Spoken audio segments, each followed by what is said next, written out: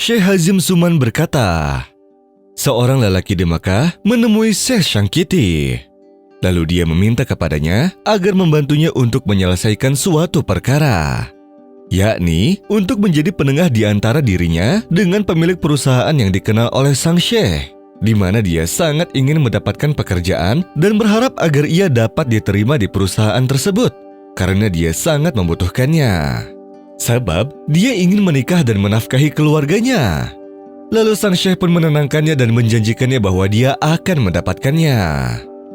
Seperti kebiasaannya, Syekh Sangkiti selalu bangun malam untuk sholat dan mendoakan lelaki itu sambil menangis, agar si lelaki mendapatkan pekerjaannya yang dapat menolong kehidupannya.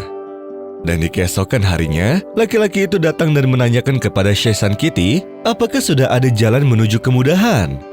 Lalu sang syekh pun menjawab, "Aku sudah menemukan jalan yang sangat besar, maka tenang dan bersabarlah." Lalu si lelaki itu pun berkata, "Apakah kamu sudah bertanya kepadanya?"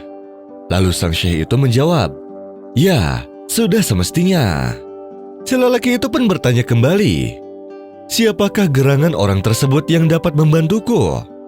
Lalu sang syekh menjawab, "Dia adalah Allah Subhanahu wa Ta'ala, yang Maha Kuasa dan Maha Penolong." Lalu si lelaki itu pun marah dan berkata, "Aku katakan kepadamu bahwa aku meminta pekerjaan kepada orang yang dapat membantuku, dan kamu malah berkata bahwa yang dimaksud olehmu itu Allah." Sehingga sang syekh yang mendengarnya pun sangat marah sekali kepada si lelaki itu sambil menangis.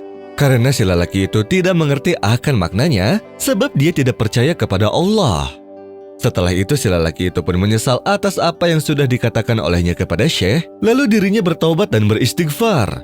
Dirinya meminta maaf kepada sang syekh, lalu dia pun berdoa kepada Allah dan bertawakal, serta keyakinannya semakin bertambah kepada Allah Subhanahu wa Ta'ala. Sampai suatu hari, dirinya menjalani interview di dua tempat yang berbeda. Di interview yang pertama, dirinya tidak diterima di perusahaan tersebut, sehingga dia langsung pergi ke tempat yang kedua, lalu dia bertemu dengan salah satu temannya yang duduk di sana, di mana temannya itu adalah pemilik dari perusahaan tersebut. Dia bahkan masih mengenali si lelaki itu. Lalu dia berkata kepada si lelaki, "Aku telah mengenalmu dengan baik, dan aku tahu bahwa dirimu lebih besar peluangnya daripada menjadi seorang pegawai biasa. Maka dari itu, aku akan memilihmu untuk menjadi wakilku." Si lelaki itu pun tidak percaya akan apa yang didengarnya. Padahal dia hanya berangan untuk menjadi seorang pegawai biasa, akan tetapi Allah telah memberikannya kesempatan yang jauh lebih baik. Sehingga setelah itu si lelaki itu pun kembali menemui Syekh Sangkiti dengan perasaan senang dan berkata, "Benar apa yang engkau katakan, wahai Syekh. Allah Maha Penolong bagi orang yang bertawakal kepadanya."